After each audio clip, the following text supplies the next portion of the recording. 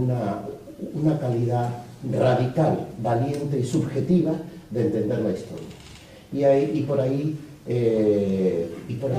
este libro va a la vanguardia de un discurso contracorriente, de un discurso que no pacta con ninguna, insobornable y muchas veces incómodo. Pero yo ya voy a callarme, que me enrollo más que una persiana, y voy a dejar a Elvira que nos deleite con su magisterio. Muchas gracias. Gracias, Alfredo. Gracias. Gracias, Alfredo, por invitarme, gracias a Salomón y a ustedes por venir. Yo acometo hoy con esto es un atrevimiento, el haber aceptado este pinganillo también lo he. Yo estaba segura de que iba a ser capaz de hablar sin necesidad de... Me siento rarísima. Doy clase en un instituto, de forma que estoy bastante acostumbrada a hacerme oír y, en fin, creo que hubiéramos sobrevivido sin pinganillo, pero bueno. La prima de riesgo y la leyenda negra fue el título que a mí se me ocurrió cuando me pidieron que viniera aquí, teniendo en cuenta que el contexto general era lo del mundo en llamas. Y claro, y lo que a nosotros nos ha hecho arder en los últimos tiempos ha sido esto de la prima de riesgo, que nos ha salido por un riñón. De manera que la conexión entre la leyenda negra y la prima de riesgo para mí está muy clara, pero claro, para verla esto clara tuve que escribir 500 páginas. Y yo voy a intentar que ustedes la vean en muchísimo menos tiempo, empezando siempre por definir los conceptos, ¿no? O sea que aquí llamamos leyenda negra, que está por demostrar que todo el mundo sepa con precisión a qué nos referimos con esa sintagma, y a qué llamamos prima de riesgo. La leyenda negra es una frase, digamos, que no fue acuñada por Julián Juderías, pero sí se popularizó a partir de 1914, cuando apareció un libro que se llamaba así, La leyenda negra. En realidad la frase llevaba utilizándose ya más de una década, la había popularizado Emilia Pardo Bazán en una serie de conferencias que dio poco después de lo que en nuestra historia se llama el desastre del 98. Porque por primera vez en ese instante, digamos, hay un grupo grande de intelectuales, no grande, un grupillo, no quiero dejarme llevar por el optimismo, un grupillo de intelectuales españoles que cobra conciencia de hasta qué punto la visión que se tiene de España fuera de España está completamente distorsionada por siglos de propaganda anti-española. Y como decía Alfredo, esa leyenda negra es un palimpsesto, es decir, la hispanofobia tiene muchas capas que se escriben a lo largo de muchos siglos. La primera capa es la del humanismo, que es fruto del resquemor, digamos, de los intelectuales italianos en la época en que España domina la península itálica. Luego viene otra segunda capa que se escribe en las guerras de religión, con tres frentes principales, digamos, el frente luterano, el frente orangista en los Países Bajos y en Inglaterra. Viene luego otra etapa nueva de remoción y recreación de aquellos tópicos que habían convertido en Italia a los españoles en marranos, es decir, en gente bárbara por su sangre impura, contaminada de semitismo, malos cristianos, etc. A eso le había dado una vuelta de tuerca el protestantismo, porque la sangre impura de los españoles ya no solo era impura, los españoles se transformaron en las guerras de religión en propiamente los hijos del anticristo, en los hijos del demonio, el demonio del mediodía, como decía el demonio de Oranos. Llega la Ilustración y naturalmente ser el anticristo ya no pegaba, porque la Ilustración, digamos, tiene otros paquetes culturales en la cabeza. ¿En qué se transforma España en esa época? Pues en la tierra de la ignorancia, la tierra anómala que vive al otro lado del Pirineo, una especie de edad media petrificada, una tierra que no tiene capacidad para la cultura, ni iniciativa de tipo económico, etcétera, etcétera. Y viene el liberalismo, y con el liberalismo se recrea nuevamente la hispanofobia, achacando a la España todos los defectos que, digamos, el liberalismo consideraba que eran virtudes, es decir, la iniciativa económica es una virtud, España no la tiene, la libertad económica es una virtud, España no la tiene. Y así sucesivamente, cada moda europea ha ido escribiendo una versión nueva de la hispanofobia. De tal forma que todo eso en el siglo XIX, por distintas razones, que es cuando realmente se escribe el relato de la historia de Europa que ahora estudiamos en los libros de texto y que todos tenemos en la cabeza, en el siglo XIX todas esas capas sucesivas de hispanofobia se solidifican y se convierten en el relato oficial de la historia de Europa.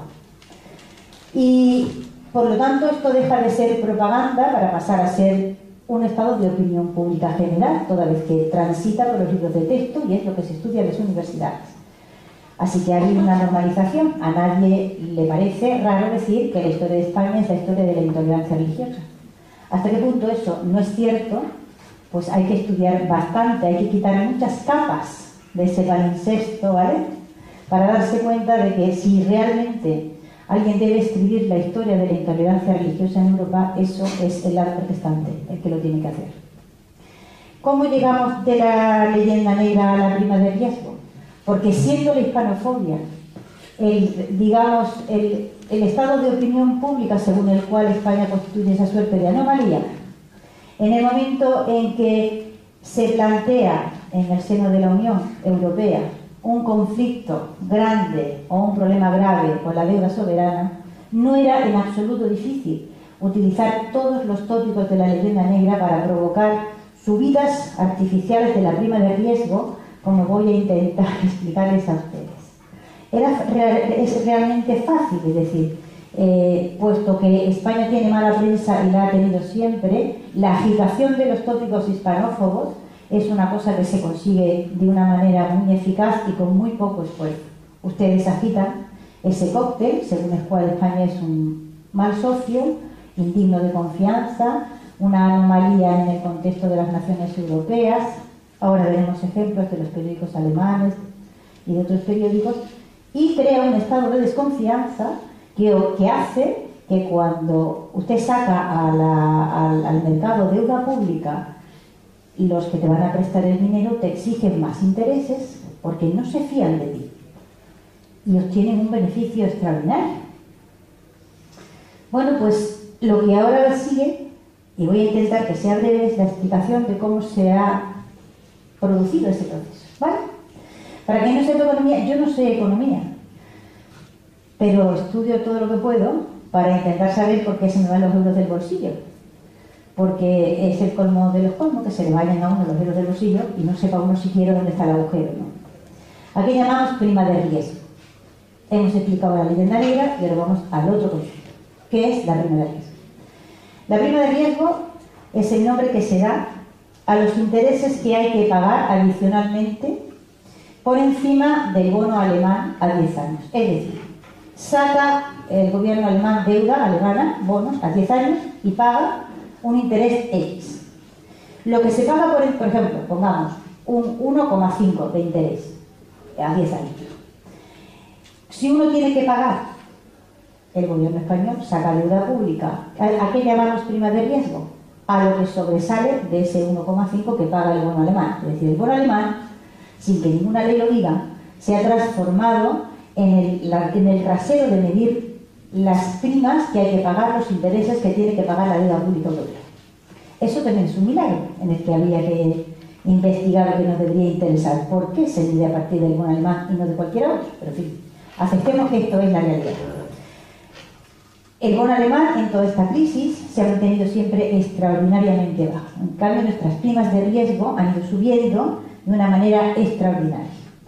No era realmente difícil agitar un estado de opinión, insisto, según el cual España es un país atrasado. Ya desde los tiempos del humanismo, en el siglo XV, decían los humanistas italianos que España era un país muy medieval y muy atrasado. Mandaba en el mundo, pero muy medieval. O sea que esto del cliché del atraso español lleva 5 siglos circulando por Europa, sin que nadie haya conseguido nunca materializar en qué consiste precisamente ese atraso, ¿no? El hecho es que se repite como un mantra, y cuando uno repite mucho algo, creo que lo dijo Lenin, ¿no? Una mentira, no sé cuántas miles de veces debe repetirla, pero al cabo de un cierto número de tiempo, pues termina siendo perfectamente una verdad. Y esto es algo que ha sido una verdad en Europa, es decir, todos los románticos vinieron a España convencidos de que España era un país medieval. Exótico. Exótico. Y la vieron medieval, las criaturas. O sea, claro, no se encuentra siempre un castillo. En algún sitio habrá un castillo. Y te preguntas, pero es que no lo hay al otro lado del Pirineo, pero no es igual. ¿Cómo es igual? Bien. Voy a leer una cita de Paul Lafargue para que se den ustedes cuenta de hasta qué punto esto es un estado de opinión asumido. En la izquierda europea, la derecha europea, entre los intelectuales, es lo que Ortega llamaba un estado de opinión pública, algo que es absolutamente absorbido y que no se cuestiona de ninguna manera. Paul Lafargue era el yerno de Carlos Marx, era cubano de origen y regresó a Francia y ahí conoció a la hija de Marx y se casó con ella y escribe en un libro que se llama El derecho a la pereza. Dice: cuando en nuestra civilizada Europa se quiere volver a encontrar un rastro de la belleza natural del hombre, debe írsela a buscar a las naciones donde los prejuicios económicos todavía no extirparon el odio al trabajo. España, que lamentablemente está degenerando, puede todavía vanagloriarse de poseer menos fábricas que nosotros prisiones y cuarteles. El artista se regocija mirando al atrevido andaluz, al que estamos nosotros, moreno como las castañas, derecho y flexible como una vara de acero, y el corazón del hombre se conmueve al oír al mendigo, soberbiamente envuelto en su capa agujereada, tratar de amigo al duque de Suna.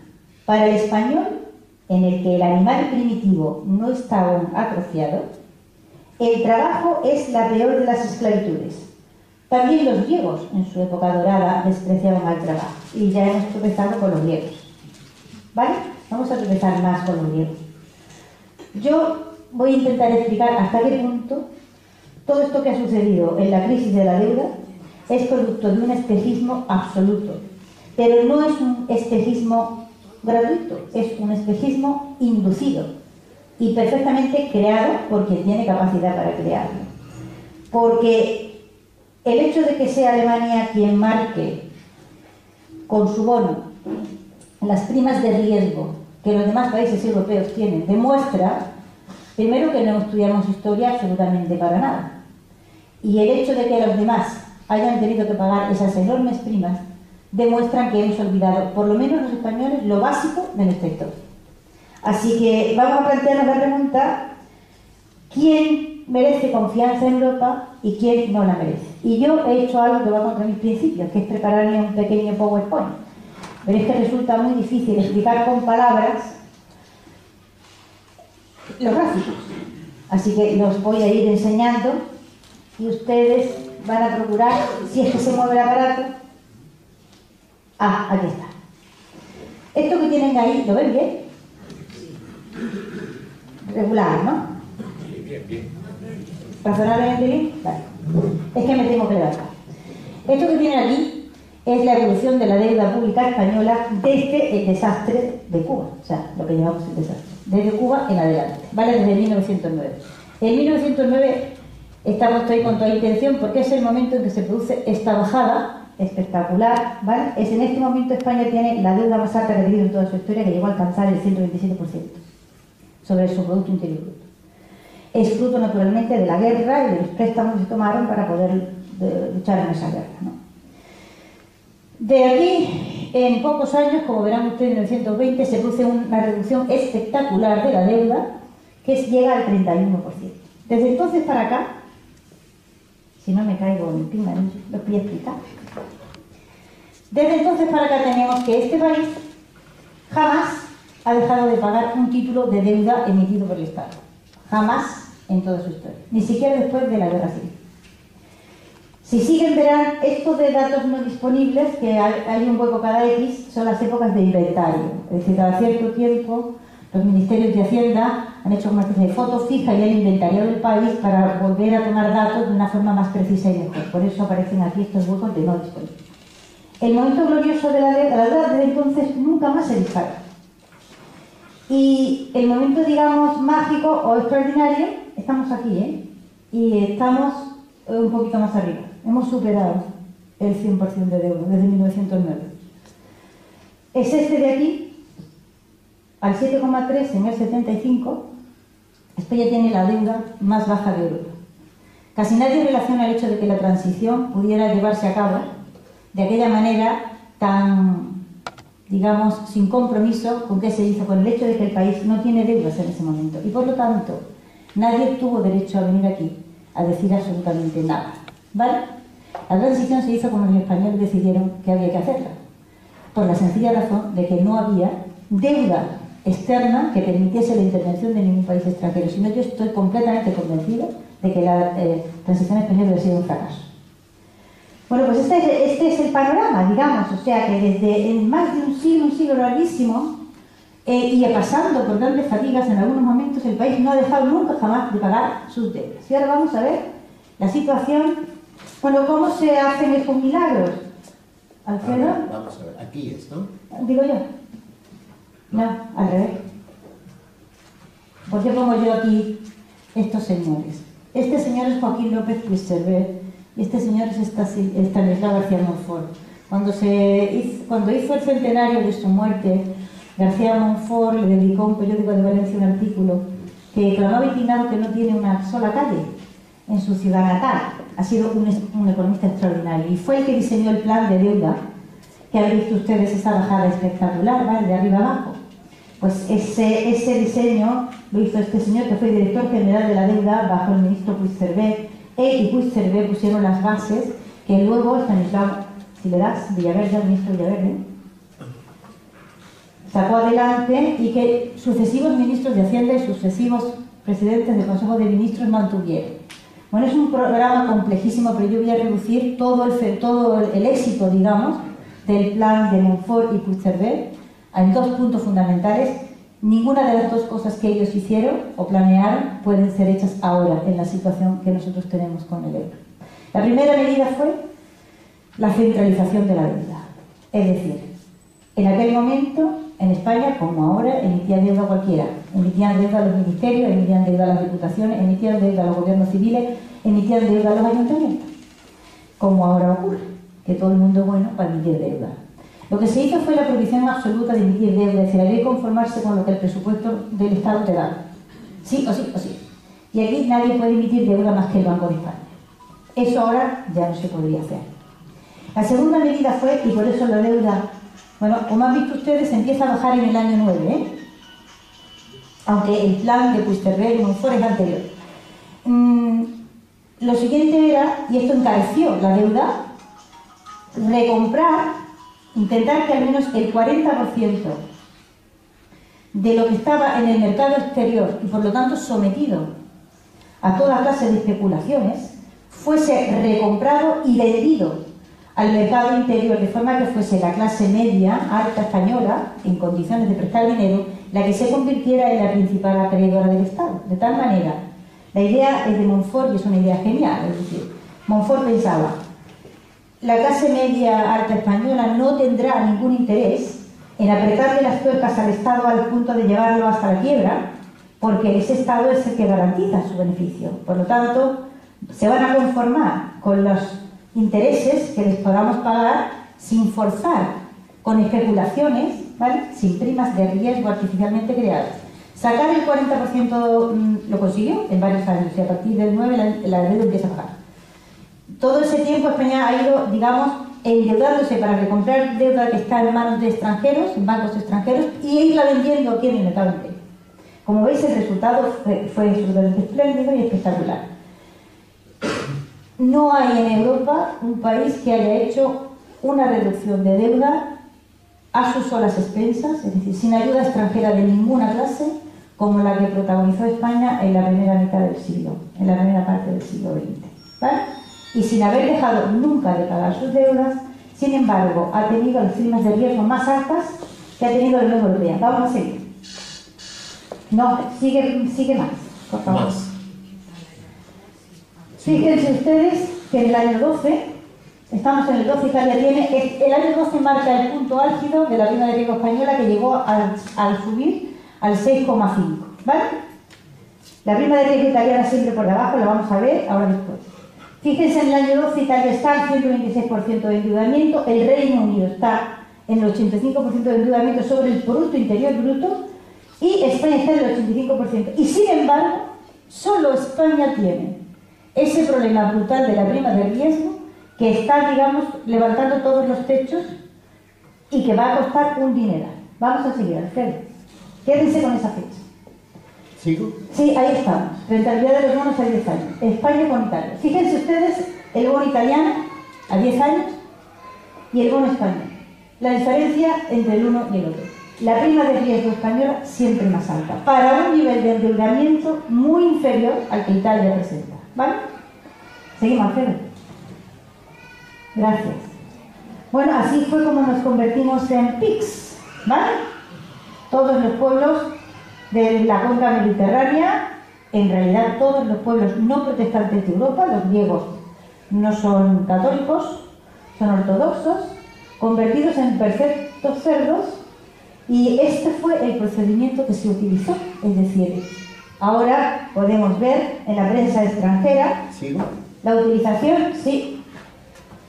Fíjense ustedes, lo he reducido ahí como he podido, porque es imposible reducir esto en esquema. Es la historia de los impagos de la deuda alemana. Voy a hacer un relato muy breve de esto. Acaba la Primera Guerra Mundial, si no me caigo. Acaba la Primera Guerra Mundial y Alemania debe 132.000 millones de marcos, esto es 2,8 veces el Producto Interior Bruto que tenía en el año 13. En 1918 Alemania no paga y se sabe que no va a poder pagar. Se reúnen las potencias que han vencido en la Primera Guerra Mundial y hacen una primera quita del 60% sobre la deuda de los 122.000 millones. El pago anual de obligaciones pasa de 2.000 millones a 800 millones, pero solo lo paga un año. En 1924, como Alemania no pagaba y se hundía absolutamente en la miseria, vienen los americanos, viene un americano, se llamaba Dawes, por cuenta naturalmente del gobierno de los Estados Unidos, y concede a Alemania varios préstamos a fondo perdido y a muy bajo interés. Las inversiones estadounidenses a gran escala en Alemania se generalizan. ¿Por qué? Porque en este momento los americanos ya han comprendido que la Rusia soviética se va a estabilizar, que los rusos no se van a fragmentar y aquello no va a acabar como el Rosario de Aurora, y los rusos van a reconstruir su mundo. De manera que si Rusia está ahí, tan enorme como parece, es absolutamente prioritario sostener a Alemania en la situación en la que se encuentra. Así que empiezan los americanos a soltar dinero a Alemania aproximadamente en el año 22. En el año 29, Alemania sigue sin pagar un duro, ¿vale? Vienen otra vez los americanos con otro préstamo mágico, viene Young, que hace sobre la cantidad original inicial de la deuda otra quita de 1/3. Y el pago del capital restante se escalona en 59 años. Estados Unidos además presta 1.200 millones de marcos al 5,5 de interés para reflotar el Banco Central sin necesidad de que tenga que emitir deuda. Pero Alemania no paga. Sigue sin pagar, o sea, sin hacer frente ningún año a una sola de sus obligaciones contra ella. En el año 32 los franceses, que llevaban ya, se aburren ya y renuncian al pago de la deuda que les corresponde. Firman, ¿vale?, una condonación de deuda y deciden quitarse el problema del medio. En el año 34, cuando llegan los nazis, ya lo que se hace es oficialmente anunciar que Alemania no paga ni va a pagar nunca nada. Con dos narices. Y todo el mundo acepta el envite alemán y se lo traga. Sucede lo que ya todos sabemos que sucede. En el año 53, como Alemania no había pagado ni las deudas de la primera, ni de la segunda, ni el préstamo dado, ni el préstamo Mollón, ni nada de nada, se produce esta reunión mágica que yo voy a enseñar aquí. No. Ay, que... Yo qué sé. Esto es muy complicado. En un momento dado vamos a dar la tecla, ¿eh? Esto veis. Esto de aquí es un teatro maravilloso que se llama El Acuerdo de Londres de 1954. Porque los norteamericanos no saben cómo tapar el hecho de que los alemanes le deben dinero a todo el mundo. Y entonces reúnen, están ahí también los españoles por sus representantes, porque hasta España, que ha pasado por su guerra civil, y anda como puede por la vida, hasta a España le deben dinero. Y se produce este Acuerdo de Londres con gran solemnidad, todos los representantes de todos los países a los que Alemania le debe dinero. Se firma un gran acuerdo internacional, se renegocia toda la deuda que Alemania debe, se produce una condonación de deuda enorme, y de lo que queda, todo esto convenciendo a los americanos uno por uno a todo el mundo, incluidos los españoles, de que hay que condonar la deuda alemana. De lo que queda, Alemania se compromete a pagarlo de una determinada manera. Bueno, pues no pagó tampoco. Ni un duro, o sea, ni un marco. En el año 54, Alemania, que le toca pagar el primer digamos, plazo de intereses según lo que se había firmado en el 54, en el 53, dice que ellos no pueden hacer frente a esa deuda porque en un caso tan grave de discontinuidad histórica como el suyo, no pueden hacerlo. Es decir, que como la República Democrática Alemana no va a pagar, ellos tampoco van a pagar. Y ahí queda la cosa, con el argumento de que se ha producido una ruptura, digamos, en la estructura alemana, la estructura de Alemania como nación, ya sí. No se paga ni se vuelve a pagar nunca más. Vamos para atrás. Sí, yo qué sé, para un lado. En algún momento va a aparecer esto. Bueno, y ahí queda la cosa, el argumento de que Alemania, después de ese descalabro histórico, digamos, de su división, no tiene que volver a pagar, pues es perfectamente aceptado para todo el mundo y no pasa nada. Obsérvese que en el año 53, esto voy a los dineros de los griegos, en el año 53 los griegos han aceptado, como otra gente ha aceptado, que los alemanes no le paguen, digamos, lo que eran las indemnizaciones de guerra, por los destrozos causados. Hasta ahí, bien. Pero los griegos no renunciaron a los 10.000 millones que Manu Militari le tuvieron que prestar a Alemania, ¿vale?, en efectivo, cuando fueron invadidos. Es decir, están dispuestos a renunciar al pago de las compensaciones de guerra, pero no renuncian a que le devuelvan los préstamos que fueron obligados a hacerle a Alemania contra su voluntad. Son 10.000 millones, ¿vale? Vamos a dejar esa deuda griega porque los griegos nos van a acompañar luego más tarde. En fin, que en 1990 comienza a pagar otra vez a Alemania aquella deuda eterna que había dejado de pagar en la posguerra. En realidad la había dejado de pagar en el minuto 1, porque no había pagado nada desde el año 14. Comienza a pagar de nuevo a Alemania. Los intereses impagados se liquidan al 3%, en el 90 los intereses andan en el 10, en el 12 y en algún momento llegaron hasta el 16%. Pero los intereses de Alemania son mágicos y se liquidan al 3%. Intereses que están en este tiempo en torno al 10%, pues estoy yo aquí. Tras 40 años sin pagar, con dos quitas del 60 y del 30%.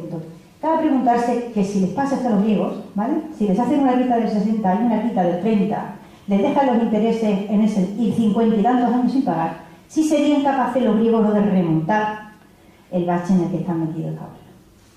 Y en fin, lo mejor de todo es que el 13 de octubre del año 13, Alemania reúne a la prensa internacional y anuncia un platillo que ha terminado de pagar todas sus deudas.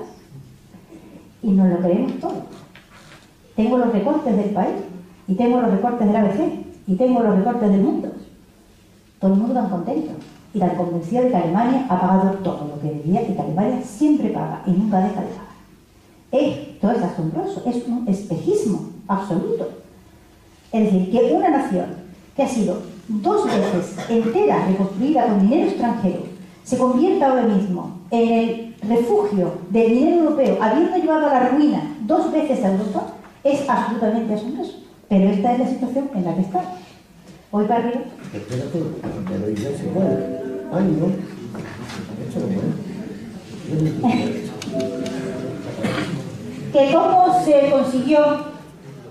Yo no voy a contar las penas de los griegos. Por ejemplo, de lo que hemos visto hoy, el 16 de mayo del año 12 está la prima de riesgo española en el 6,40. ¿Vale? Nada más y nada menos. Les dije que intentaron retener la información del gráfico. Nosotros en el 85% del endeudamiento del PIB, los italianos en el 128%, los ingleses también en el 85%. Su prima de riesgo es exactamente igual que la alemana, la nuestra. Y ahora es cuando dicen ustedes, ¿y qué tendrá que ver la prima de riesgo con la leyenda negra? Allá voy yo. Junio del año 2012. Diario alemán Frankfurter Allgemeine Zeitung. Habla de la necesidad de que la prima de riesgo española suba, porque claro, dada la catastrófica situación de la economía española, etcétera, etcétera. Y abre, no he podido hacerme con una imagen, no he sido capaz, ¿no?, de reproducirla. Abre con una foto, en este momento es cuando se habla del rescate de los 40.000 millones, que va a haber que rescatar España con sus 40.000 millones. Entonces se ve a unas señoras bailando con un traje de sevillanas y haciéndole palmas a los 40.000 millones que llevan.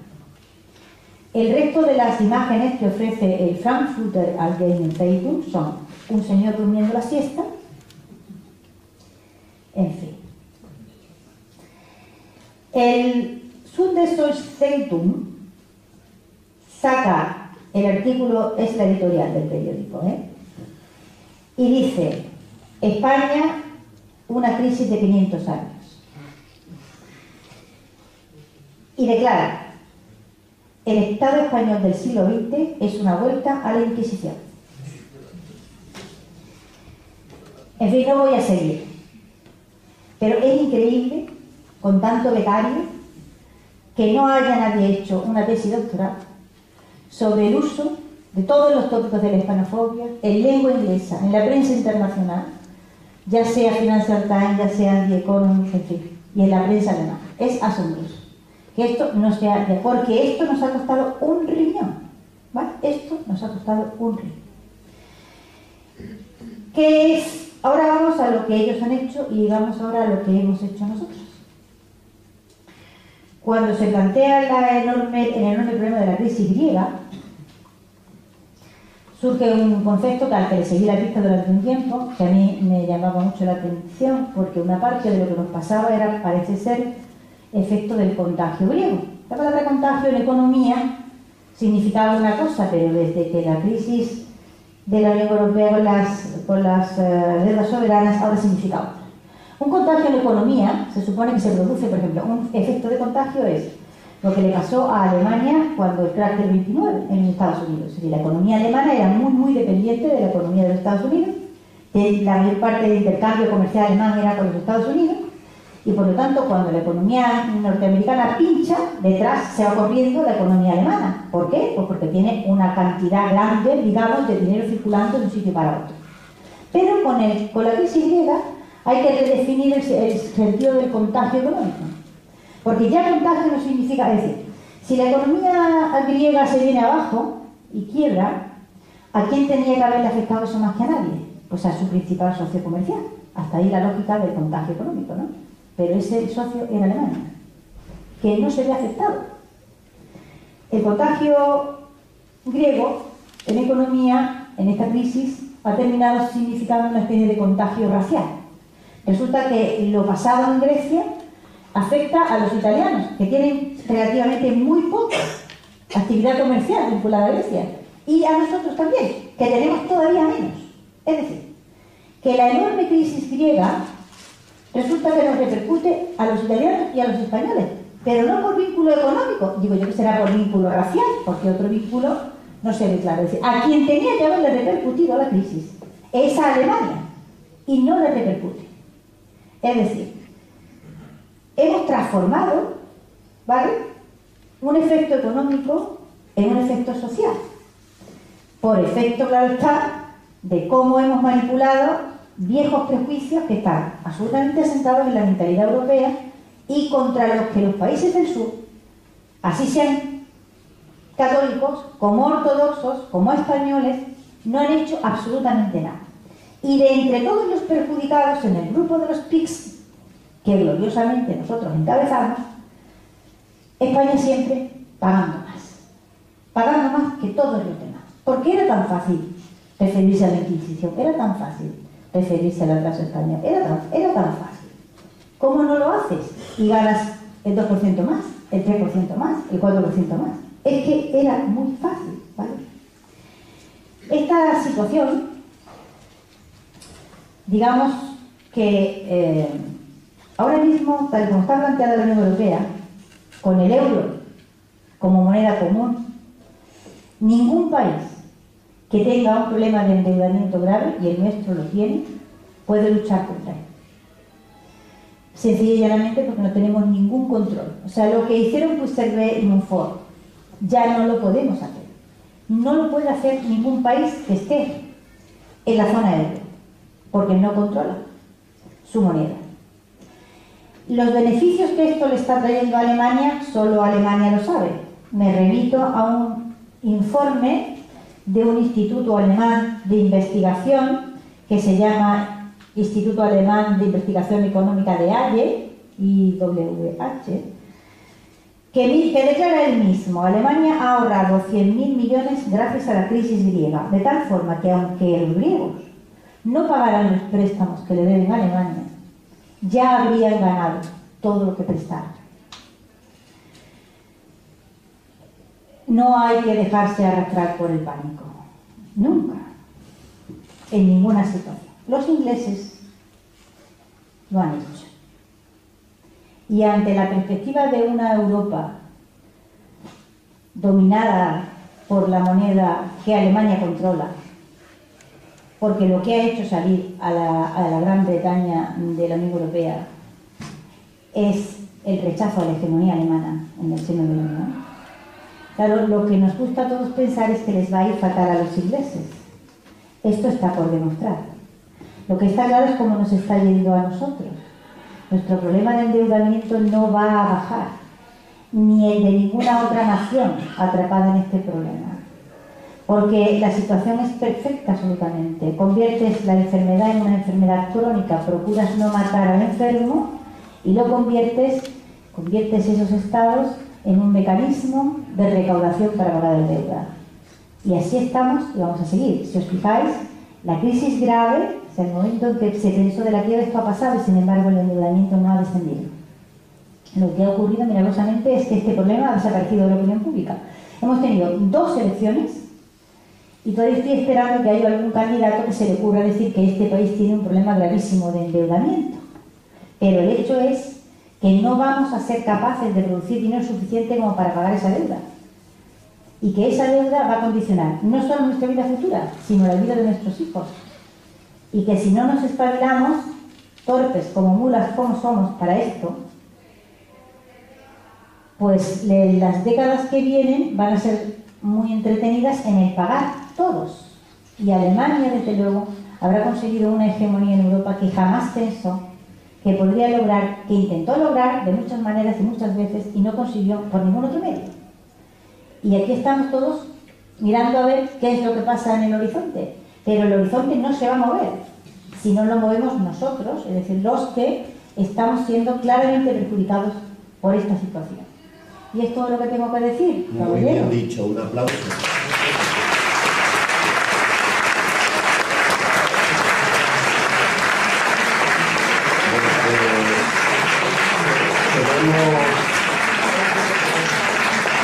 Quiero agradecer a Elvira porque la verdad ha sido una espléndida ponencia, muy aclaratoria, además aclaratoria para los objetivos de este ciclo El Mundo en Llamas.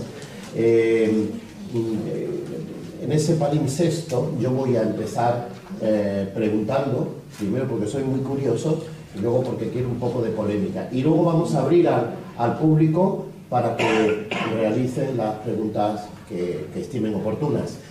Elvira, quiero ahondar en tus criterios interpretativos históricos, porque no solo el Renacimiento, digamos, el humanismo italiano, cuando invitaron a Erasmo, tú lo sabes, dijo España non placet. Entonces, la cuestión la enlazo no solo con el relato de la leyenda negra, el protestantismo, Egmont, el Guillermo de Orange, el Duque de Alba, que viene el Duque de Alba, le decían a los niños holandeses y aún hoy. También hay una maravillosa bibliografía que tú conoces mejor de la Contrarreforma. La Contrarreforma fue otro monstruo creado, Trento, otro monstruo creado contra Felipe II, cuando es sabido que Felipe II y los sucesivos papas no se llevaban tan bien. Es decir, por supuesto, era defensor de la fe, que también lo fue Enrique VIII. Lo que pasa es que también borramos, Enrique VIII, el Barba Azul, también fue defensor de la fe. Entonces, la pregunta es, primero la pregunta del flashback, ¿no? ¿Por qué este relato ha conseguido consolidarse en problemas, como tú has dicho, el problema económico se traslada a un problema histórico y social? Ese es el primer planteamiento. Y el segundo planteamiento es que Elvira coincides con el que fue historiador del arte y alcalde de Roma, Argan. En el año 70 y pocos, dijo Argan que la Unidad Económica Europea iba a ocasionar que los países más ricos se hicieran todavía más ricos y los países más pobres se empobrecieran más. por cuestiones de índole histórica. Él se refería a Italia, pero también se refería a todo el flanco sur. Alemania defiende su deuda por razones objetivas en una parte, el Tratado de Versalles, que produjo la Segunda Guerra Mundial, porque los berlineses se comían las ratas. Eso también tenemos que, porque le hicieron un bloqueo precisamente Theodore Wilson. Entonces, todo esto, me gustaría a mí que hicieras una reflexión, y sobre todo el último, ya me callo, la última pregunta.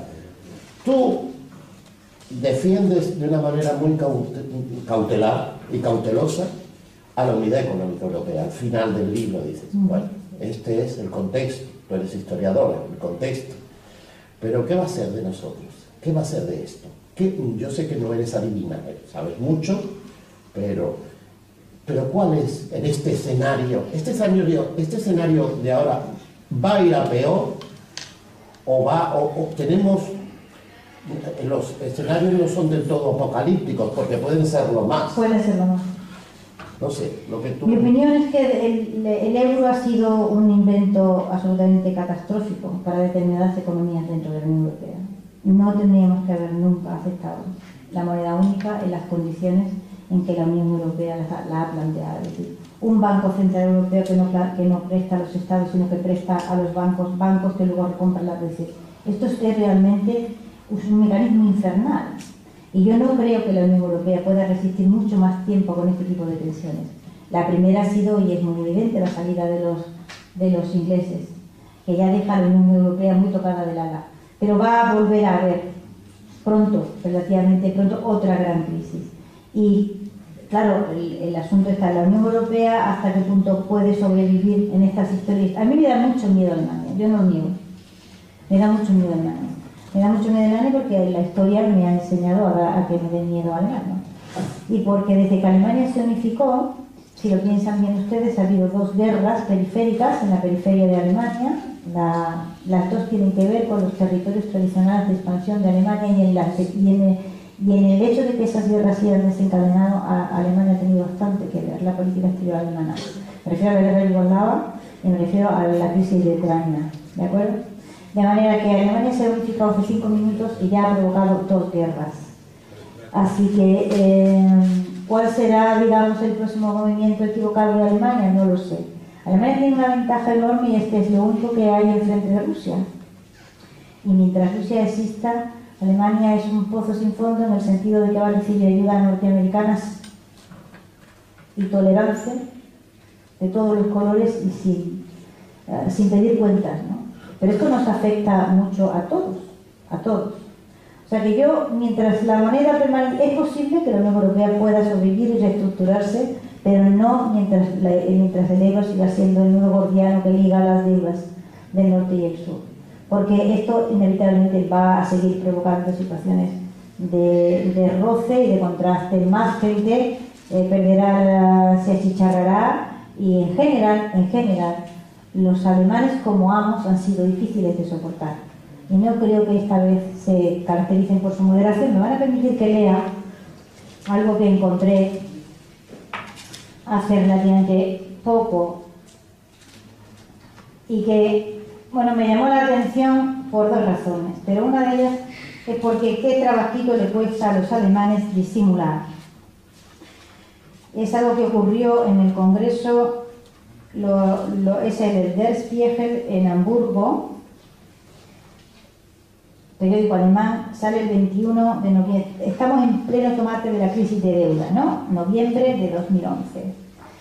Y Volker Kauder, que es el jefe de grupo de la CDU en el Bundestag, se vanagloria en el Congreso y dice literalmente: este es un gran momento en Europa, ahora todo el mundo habla alemán.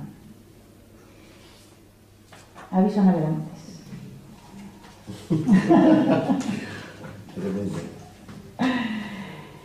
Tremendo asunto. Luego me preguntabas tú cómo se ha consolidado, digamos, en la opinión. Porque a Vivienda Negra tú le das especial énfasis, yo sé que a ti te gusta, te pone esto, lo de los principados alemanes, Holanda, Flandes, también error de Margarita de Farnesio, son muchas cuestiones, ella sabe que yo me voy a los matices, pero para mí Trento y la contrarreforma está muy utilizado. Es decir, ahí el catolicismo, digamos, no integrista, sino integrador, reacciona ante los movimientos artísticos de todo tipo, y anglosajones y protestantes, pero yo creo que ahí también hay que no hay, no solo con la deuda, sino que históricamente España se lleva todo la carga de la prueba. Sí. No solo, digamos, el catolicismo italiano, todo el peso de la púrpura.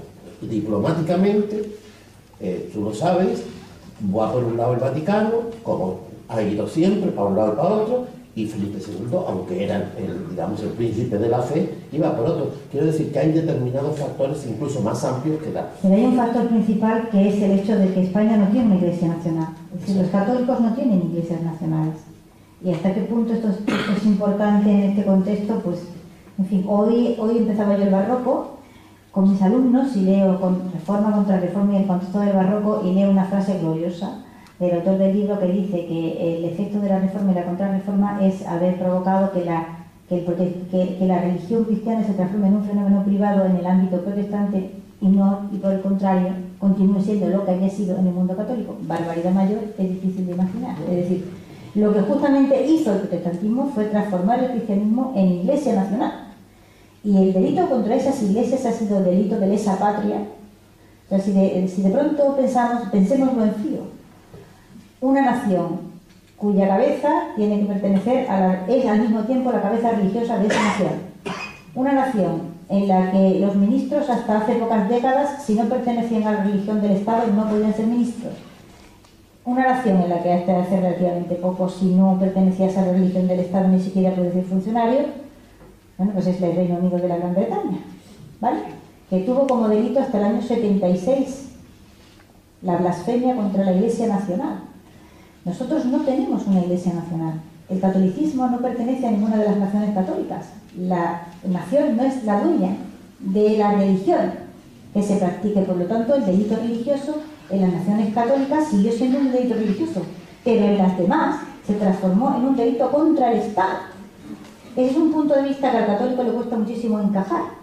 Y como vivimos en un organigrama mental que es el que ha dibujado el protestantismo, nos cuesta extraordinariamente orientarnos en ese mundo. El protestante ha inventado la propaganda y el católico no se orienta ahí ni loco. No hablo de católico creyente, hablo de los países de cultura católica. Sea uno creyente o no, esto es absolutamente, da exactamente igual la creencia religiosa que uno tenga. Nosotros no tenemos la costumbre, mentalmente no sabemos representar una realidad para ocultar sistemáticamente lo que debajo de ella sucede. Es decir, ni loco se inventa un católico una cosa como daños colaterales. Le llama un muerto. Y ya está. Un muerto en la guerra. Un muerto civil. No le llama daño colateral. Ni loco se le ocurre a un católico inventarse una cosa como crecimiento negativo. Le llama pérdidas. Y se acabó. Y así sucesivamente. Es decir, ese mundo del eufemismo constante y la dificultad que el católico tiene para orientarse en el mundo de las palabras. Escribe Locke la epístola a la tolerancia para decir que no hay que tolerar a los católicos y le llama a eso epístola de la tolerancia. Lo escribe un católico y en la vida se le ocurre llamarle a eso epístola de la tolerancia, aparte de que se avergüenza de Locke. Claro, el inglés no se avergüenza de Locke, ni nosotros tampoco. Y seguimos estudiando su epístola de la tolerancia, en la que dice que hay que acabar con los papistas, ¿vale?, como el ejemplo mayor de tolerancia religiosa y uno de los textos fundadores de la democracia. Es decir, no nos orientamos en el organigrama mental que el protestante tiene, que lleva desde hace 5 siglos viviendo a 2 niveles, ¿vale? Uno es el nivel de las palabras y otro es el nivel de los hechos, de las realidades. Y entonces nos creemos que los pueblos del sur son más pobres porque nos han dicho que somos más pobres y no es verdad. Es decir, el nivel de pobreza que había en Alemania en el siglo XIX era brutal, absolutamente brutal. A unos, bueno, ¿qué quieren que les diga? La atención médica, la asistencia a los huérfanos, es una cosa horrible. En los países del sur, de los que la Iglesia tradicionalmente ha sido la que se ha ocupado de la beneficencia, etcétera, etcétera, existían muchos mecanismos de atención que no existieron nunca en los pueblos protestantes, que los perdieron. Es decir, eso del invento, la ruina de la Gran Bretaña. Gran Bretaña tuvo una quiebra, por ahí tenía yo una imagen que en algunos vídeos he traído. En el año 70, justo cuando España está en ese momento bajísimo de la deuda, en el 75, el más bajo que ha conocido la historia moderna, quiebra la Gran Bretaña en el año 76, ¿vale? Callaghan presenta suspensión de pagos y tiene que pedir un préstamo urgente al Fondo Monetario Internacional porque literalmente no puede pagar a los funcionarios, ¿vale? En el 76, justo cuando España tiene su deuda en el 7%. Y es curiosísimo observar. Lee uno la prensa española y francesa, italiana, con qué cariño, con qué, cómo se quiere arropar a los ingleses. Ánimo campeón, tú puedes, aquí no pasa nada, qué trasquín más tonto hemos tenido, pero nada, que estamos todos para ayudar. Y hay que ver la reacción brutal de la prensa en esas mismas lenguas cuando exactamente lo mismo le pasa a los griegos. Y yo no estoy diciendo que los griegos no hayan cometido errores, estoy diciendo que los errores que los griegos han cometido los han cometido otros, tan grandes o más grandes, y que no están pagando tanto. Y que estamos siendo todos muy torpes, porque todos los países unidos por ese PIX con que han sido calificados tenían que haber plantado cara a esta situación hace ya muchísimo tiempo. Y lo que hemos hecho ha sido huir. Es decir, lo que hemos hecho ha sido huir de los griegos, huir del contagio griego, decir que nosotros no tenemos nada que ver, que nosotros a ese grupo no pertenecemos, no, sí pertenecemos y además deberíamos estar muy orgullosos de pertenecer a él. No teníamos que haber dejado solos a los griegos jamás en este envite. No pueden resistir. Y si han podido con ellos, podrán con más. Es decir, lo que está claro es que alguien va a pagar la factura de esta deuda y no van a ser los pueblos que en el norte de Europa han provocado una burbuja crediticia que ahora se llegan a afrontar. Ustedes dirán, hombre, es que las deudas hay que pagarlas. Sí, pero las deudas son un problema de dos. ¿Hasta ahí estamos de acuerdo? Uno que pide y otro que da, a cambio de un beneficio. El problema con la moneda única ahora mismo es que uno ni siquiera puede quebrar, ¿vale? Ni siquiera puede suspender pagos, que era algo que la libertad soberana de los estados antes permitía. Ahora no. Fíjense ustedes lo que pasó la noche gloriosa del referéndum griego. A mí no me interesa Tsipras en tanto que podemita o cercano a la izquierda, me da exactamente igual. Tsipras me interesa como griego, no me interesa como izquierda. Hay que intentar sacar los problemas del asunto de la izquierda y la derecha, porque es que si no, no nos orientamos para nada. Lo que Tsipras intentó hacer la noche del referéndum es justo lo que los islandeses habían hecho hacía relativamente poco tiempo. Toda Europa admiró a los islandeses por romper las reglas del juego. Y en cambio toda Europa dijo de los griegos absolutamente barbaridades por intentar, que no pudieron, intentar hacer lo que los islandeses habían hecho, es decir, no pagamos. Punto. Vamos a asumir que no podemos pagar, porque el que presta tiene que asumir que puede ocurrir que aquel a quien se le presta en un momento determinado no puede pagar. Tanto como se piden préstamos de forma irresponsable, también se dan préstamos de forma irresponsable. Pienso yo. Así que todo el mundo tendrá que asumir la parte de riesgo que le corresponde, ¿no? Toda Europa se rindió admirada ante los islandeses que dijeron: me declaro una quita del 70% y pagaré el resto cuando vaya pudiendo. Adiós. ¿Alguien ha llamado pig a los islandeses por hacer esto? ¿Alguien llamó pigs a los británicos cuando en el año 76 tuvieron que pedir aquella ayuda internacional para poder pagar, llegar a fin de mes, porque es que no llegaban? Luego estamos, digamos, usando dos raseros de medir completamente diferentes, y en esos dos raseros de medir nosotros estamos en el chumbo. Y o le echamos valor al asunto y asumimos que ser PIX es estupendo, o nos van a comer por sopa los alemanes en los décadas que esto es lo que hay. Antes de dar paso al público asistente para que formule las preguntas, por favor, preguntas, quiero decir, para que podamos escuchar a Elvira. Quería que no focalicemos tanto en Alemania. No, ¿no? Porque, por ejemplo, Inglaterra... Porque no vayan a aparecer con los panthers. No. Sí, desde luego. Porque Inglaterra, por ejemplo, antes hablabas de las iglesias nacionales, sí. Pero déjame acabar. De las iglesias nacionales. Por ejemplo, el falsamiento del relato histórico, cuando se muere Enrique VIII, pues tiene 3 hijos de distintas, un hijo y 2 hijas. Entonces la historia inglesa se ocupa de ponerle hasta a un cóctel el nombre de nuestra pobre María Tudor, que es la reina sangrienta, Bloody Mary. Pero no recuerdan que Cranmer y Cromwell asesinan católicos a diestro y siniestro. Es la justicia de la Iglesia Nacional contra el tremendo papismo. Esto es un apunte, pero un apunte que es esencial también en la historia británica. En toda la culpa, tú dices de la deuda, hay 2, pues para las guerras hay 2, siempre, y los 2 eran Alemania y el Imperio Británico, el mundo anglosajón y el mundo que la primera es la franco-prusiana, y es cuando después de unificarse la primera vez, que yo no sé cuántas veces se van a unificar, separar los alemanes, pero ocurre esto también, el falsamiento de la historia. En cuanto a la historia inglesa, los estuardos eran un horror, porque eran católicos, no porque les cortan la cabeza a 2 estuardos. Es que las cosas hay que, también como tú dices, señores, la historia, y como tú explicas, la historia es que nos sirve como material de esclarecimiento para llegar a conclusiones que a veces no nos gustan. La historia de la Gran Bretaña, digamos, es que se reescribe toda ella en la época victoriana. Es decir, en la época victoriana, Strauss y Burke y otros historiadores ingleses hacen una recomposición absoluta de la historia inglesa y, por ejemplo, transforman la terrible época isabelina, que fue una época de guerras. O sea, Isabel I estuvo de guerra permanente todo el tiempo que ocupó el trono. Es decir, tuvo una rebelión detrás de otra, incesantemente. Es decir, guerreó dentro de su territorio continuamente para conservar ese trono, que le costó la misma vida afianzarse en él.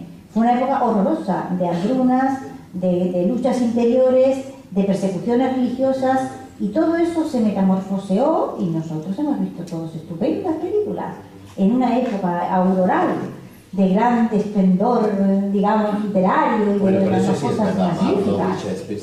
Y bueno, Shakespeare, el pobre mío, en fin, la vida entera desaparecido en combate, y resulta que a los años nos enteramos que era católico. Sí, criptocatólico. Era un criptocatólico, o sea, un individuo que vivía la mayor parte de su vida en la clandestinidad, y que, claro, ahora se entienden esas desapariciones en la vida de Shakespeare, que de pronto un año desaparecía, estiraron un montón de años desaparecidos, etc., ¿no? Se van ustedes a su pueblo natal, que ahora es un parque temático bastante hortera, y resulta que no hay una sola mención a esto. No hay una sola mención. O sea, a cualquier inglés culto le dice usted sabe que Shakespeare era católico, y le da un ataque con convulsiones. No lo sabe. Simplemente no. Esa ley del silencio es perfecta, ¿vale? Yo creo que de esa ley del silencio se escapó lo de Thomas More. Claro, por aquí esto fue una campanada espectacular, ¿no?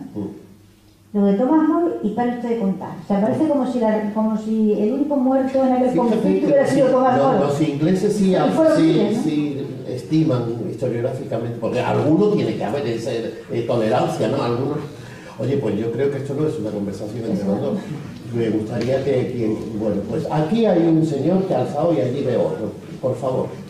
Que abundando en lo de la ley del silencio, que también es que los ingleses son maestros, y me refiero al genocidio que provocó Inglaterra sobre el pueblo irlandés, que verdaderamente, ¿cuántos españoles conocemos ese genocidio? Se habla hoy día mucho de los genocidios, pero el genocidio inglés, que lo cita Elvira en el libro, yo lo he conocido ahora y leo un poco de historia, y sin embargo el genocidio fue en 1845, ¿no? Y verdaderamente es un hito fundamental de la ley del silencio, que son maestros los ingleses. Y yo quisiera que nos hablaran del genocidio, porque a mí me hizo mucha Bueno, impresión. eso es un cliché. O sea, una de las cosas, cuando uno quiere tapar algo en la historia, entonces provoca una falsa relación de causa y efecto. Entonces usted dice, hay mucha gente que sabe que hubo la gran hambruna irlandesa. Eso sí es popular. Entonces uno dice, gran hambruna irlandesa, y automáticamente sale escarabajo de la patata. Y es como una relación mágica, ¿no? Se mueren de hambre los irlandeses. ¿Por qué? Por culpa del escarabajo de la patata. Ah, pues ya está. Claro, tienes que investigar un poquito para darte cuenta de que las patatas... Hay a veces que es que de puro perogrullo no vemos la evidencia. Es que no había más que patatas para comer en el mundo. Y aquel escarabajo mágico solo fue a comer a Irlanda y no le dio por comer patata en otro lado. Entonces, ¿cómo cuadramos ese círculo, no? Resulta que sí, claro, que hubo un problema con un escarabajo, pero el escarabajo se comió las cosechas irlandesas y las cosechas de mucha gente, ¿vale? Las cosechas escocesas, en parte de Francia, en determinadas zonas de... ¿Y se moría la gente a chorros? Pues no. Hubo problemas de carestía, hubo problemas de falta de alimentos, pero no se produjeron, no hubo la hambruna terrible que se llevó por delante la vida de 1 millón de personas en Irlanda. ¿Y la culpa fue del escarabajo? Hombre, no. El escarabajo verdaderamente provocó un problema con la patata, pero lo que ocurrió fue que desapareció el alimento de Irlanda. Es decir, hubo unas exportaciones masivas de trigo y de toda clase de alimentación, y el asunto está en si fue realmente un complot. Se sacó alimento de Irlanda como no se había sacado nunca antes. Se exportó todo lo que se podía comer de Irlanda, y claro, no había comida. La población protestante de Irlanda, que también hay, no sufrió las consecuencias de aquella hambruna y de aquella falta de alimento. El asunto es horroroso de contar, todo desde el principio. Bueno, y hay otros escenarios, por ejemplo, Inglaterra en Sudáfrica, ¿no? Los primeros campos de concentración, pero no nos vamos a poner aquí como el cardenal Cisneros, así que la siguiente, por favor, usted, por favor, póngase de pie. Si no puede. No, pues siéntese. No, sí. Buenas noches a todos. Buenas noches. Mi nombre es Luis Manuel. Yo no soy un experto en economía, ni tan siquiera un estudioso. Mi aportación de en algún tema era ustedes en el talento y encontrarán allí recibo mi perspectiva de crecimiento cultural. Dicho esto, quiero deciros que me sorprende una de estas cosas que están ocurriendo correctamente tengan de relieve un papel de víctima en nuestro país. Yo creo en gran medida, aunque ello es así, al parecer yo no puedo decir lo contrario, no tengo herramientas para afirmarlo, pero hay una mutua coincidencia en el papel que juega la Iglesia, la religión, en el desarrollo intelectual y la asociación de los países. Poniendo como ejemplo el breve, aunque no conocido engaño por la gente, de pagar los impuestos, a no pagar los impuestos, a pagar los impuestos. Todos los partidos dicen de bajar los impuestos cuando van a una elección. ¿Por qué? Si bajamos los impuestos, nos harán menos infraestructura, habrá menos políticas sociales. ¿No será que lo que existe realmente es una preocupación y una falta de confianza hacia la gestión que pueden hacer los partidos en los gobiernos, y especialmente se traduce en bajar los impuestos para que nosotros no se por eso? Otra cuestión. Realmente, a mi parecer, siempre claro, ocurre de que muchas veces huimos de las frases lapidarias porque nos decimos que son frases lapidarias, y algo más hace muchos años, 300 años después de la ligera Santa Teresa de Jesús, conducís, si leéis, leed y conduciréis. Si no leéis, leáis, no conduciréis. O sea, leed para conducir. Si no leéis, no seréis conducidos. Es una frase tan revolucionaria que no se interpretó en aquel entonces. Bueno, pues va y dice, 350 años después, los filósofos han encargado de mostrarnos el mundo. Nos han dicho, el mundo es redondo. Hay playas, hay montañas, hay desiertos, etcétera, etcétera. Pero nosotros, y hablan en un plural extensivo, somos quienes tienen la obligación de transformarnos. Elementos de transformación se han planteado por parte de la izquierda y de la derecha en estos 150 años de historia. Sobre todo en esto está conformado las naciones. Miramos Italia, muy por encima, vemos que está más perjudicada en la propia España. Más perjudicada, no lo sé. Eso dice alguna idea. Muchas gracias. ¿Ya hay más? Vamos. No, para nada, por favor. Bueno, no sé lo que iba a decir ahora. Ay, perdón. Elvira, muchas gracias por tu disertación y te felicito una vez más. Gracias. Bueno, planeaba, decía lo de la víctima, ¿no? El complejo de víctima. Yo creo que las víctimas dejan de serlo en el momento en que reconocen su condición y se niegan a seguirlo aceptando. Lo que le ocurre a este país es que desde el siglo XVIII tenemos unas élites intelectuales que han aceptado el relato de la historia de España que otros han contado, con todos los tópicos de la hispanofobia absolutamente vivos. Y entonces eso sí que es, yo me he negado siempre a aceptar el hecho de la excepcionalidad de la historia de España, pero esto sí que es una cuestión excepcional. Es decir, el hecho de que cuando se produce el cambio de dinastía en el siglo XVIII llegan los Borbones, llega el Salón Ilustrado, llegan los ilustrados franceses con todos sus tópicos hispanófobos estupendos, y las clases letradas españolas imitan ese estilo. No todos, Feijóo. Bueno, Feijóo.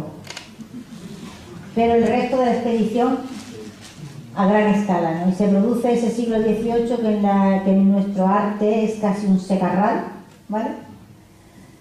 Y que es el producto de ese extrañamiento, y es una cosa que a Ortega, yo le doy muchas vueltas a esto, ¿no? Ortega lo inquietó toda la vida, ¿no?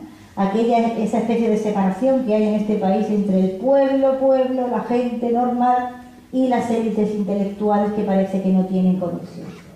Y esto es un problema grave que este país tiene. El hecho de que cuando aprieta el zapato, cuando la situación se pone mala, pues un inglés mira a sus élites y va detrás. Y los españoles se ven solos ante el peligro, como se vieron, por ejemplo, en la situación de la Guerra de la Independencia, cuando la invasión francesa, que, bueno, todos sabemos lo que pasó con la mayor parte de las clases letradas, intelectuales, etcétera, etcétera, ¿no? Los afrancesados. Los ingleses no tuvieron afrancesados, ¿vale? Y eso es una gran ventaja. Una nación, un pueblo que puede confiar en sus clases dirigentes, sus grupos letrados, sus élites, y sabe que, digamos, están al frente responsablemente. Nosotros tenemos ahí una brecha brutal y es lo más inquietante en todas las situaciones de gravedad que se puedan plantear. A mí, desde luego, lo que más me preocupa, el hecho de que, por ejemplo, en esta crisis de la prima de riesgo uno veía las tertulias de televisión, los telediarios, políticos, periodistas, y te decías, pero es que nadie le va a explicar a esta gente, por Dios, por qué le están sacando, cómo, por qué procedimientos están pagando las deudas más caras que todos los demás, que ni siquiera, como si aquello fuese un hecho natural, es decir, y la prima de riesgo española subiendo al tanto, y al día siguiente más, y a la semana siguiente más, y un mes y otro mes, como si esto fuese un hecho de la naturaleza, ¿no? Como si lo normal en el mundo fuera que los españoles pagaran las deudas más caras que los demás. ¿Pero por qué? ¿Y por qué no hay en este país políticos que le expliquen a la gente esto? ¿Vale? Y no había comunicación, no sabían nada. ¿Qué era la prima? Nada. Me preguntaban a mí, ¿quién es la prima esa? Yo no sé. La prima es... No, todavía no había hablado de Sarkozy. Sarkozy parece el grande huidor del Mediterráneo. Cuando dicen en la economía, los economistas, el dinero es el que manda en el país, no la política. Si nos leyéramos un Montesquieu, o a Quevedo, o a mucha gente, o a Rousseau, veíamos que en el nacionalismo francés de 1800 ya habían puesto más que los peldaños suficientes para que nos diéramos cuenta el papel del Estado tras el fortalecimiento de Europa después del Renacimiento. Ya había puesto las piedras esenciales para ello. Y nos sale Sarkozy claramente diciendo, bueno, los políticos no mandamos, quien manda el dinero. Fueron los paraísos fiscales, también lo dijo en televisión, todos lo acordamos. ¿Qué paraísos fiscales se han quitado desde entonces para acá? Es una desvergüenza. El problema no es una forma intelectual, el problema es una desvergüenza. Cuando se ha hecho una transición en la que yo participo directamente, pues resulta que no nos acordamos que la transición en España se hizo para limar gran parte de lo que había sucedido, emprender una nueva vida, intentar por todos los medios fraternizar la actitud de la conducta para poder un país en marcha. Bueno, de esto no se ha hecho nada. No tiene nada que ver. Sigue premiando, sigue activa la derecha, activa la izquierda, sigue premiando la mediocridad en los gobiernos, sigue premiando la falta de responsabilidad. Muy bien, muchas gracias. Yo, muy brevemente, tanto que biólogo, no tengo más remedio que hacer una defensa del escarabajo de la patata.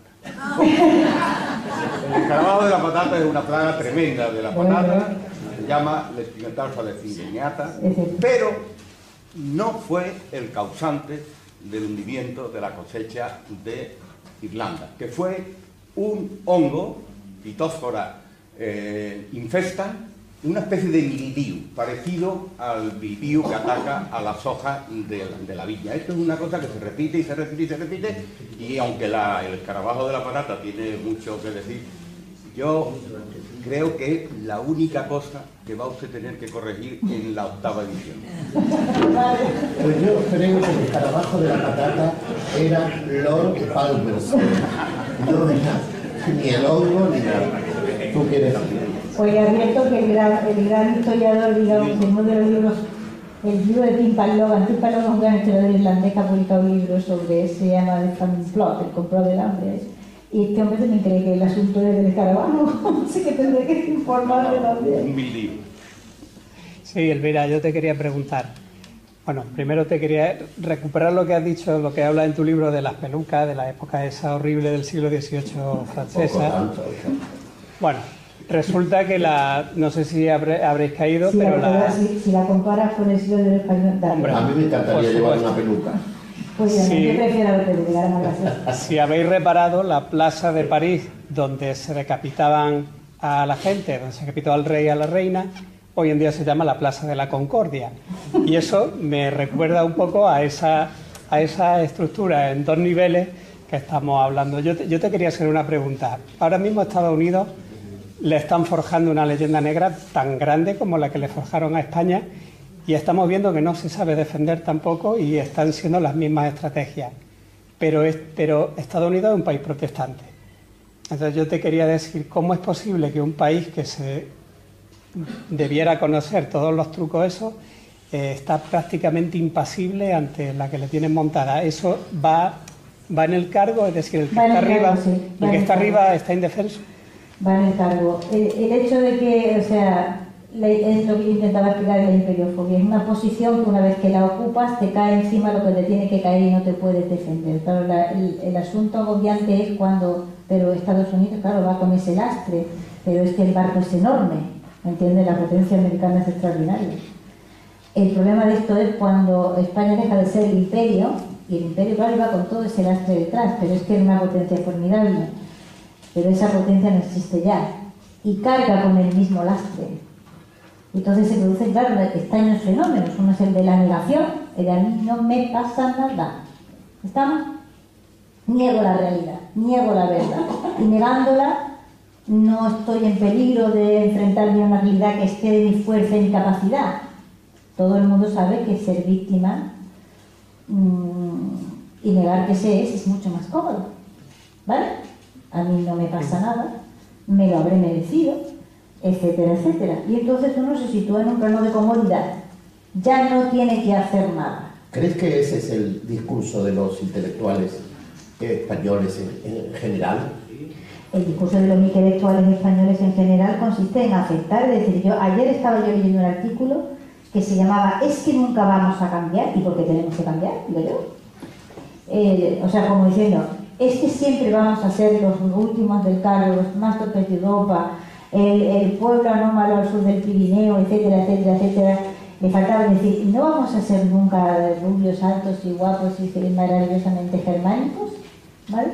Todo esto, en el fondo, es un discurso profundamente racista, absolutamente racista. Es decir, cuando en el siglo XIX se unifica Alemania, el discurso de la unificación alemana es ya un discurso profundamente... Esto es una historia muy profunda y larguísima. Es decir, en el siglo XV ya está en el humanismo alemán ese discurso contra el sur, ese discurso racista, rencoroso, que uno no sabe de dónde viene ese rencor en el 1450, ¿vale?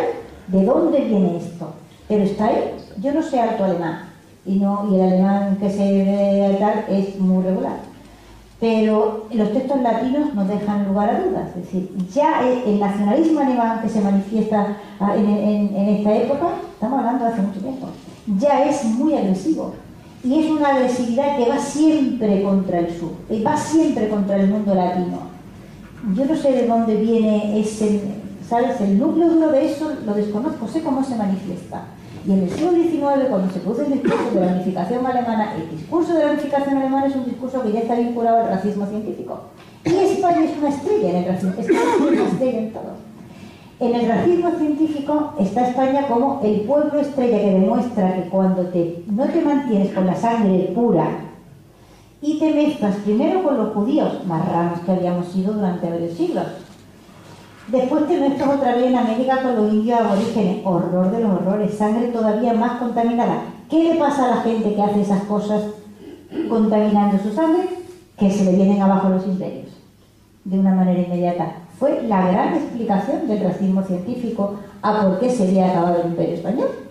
Es un discurso perfectamente racista y absolutamente racista, solo que los pueblos del sur de Europa se niegan a negar, o sea, se niegan a aceptar que ese discurso racista existe. Hay un libro más magnífico que les recomiendo, en inglés no está traducido, que se llama Spain is Blackness, que explica hasta qué punto todo el discurso anglosajón en torno a España ha sido siempre un discurso de color, que tiene que ver con el color, con el nuestro, claro. Bueno, perdóneme señora, pero hay dos preguntas antes.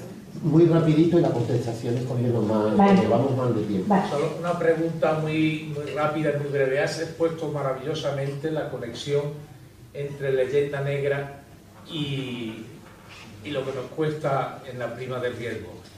Hay otro problema grave en España que me gustaría, ¿cuál es tu punto de vista? Entre esta tendencia centrífuga que hay y quizá y pregunto, ¿hay una cierta falta de autoestima a causa de la leyenda negra en los españoles? Sí, hay absolutamente una falta de autoestima, eso es evidente.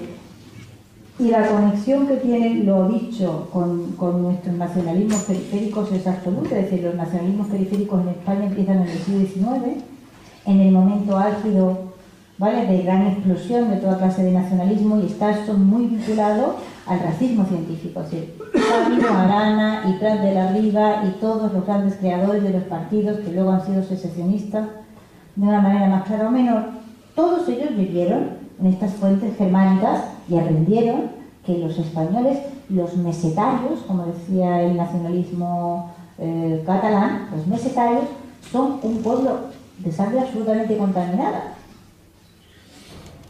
Pero a día de hoy esto se sigue diciendo así. Recomiendo La raza catalana, ¿vale?, de un profesor magnífico.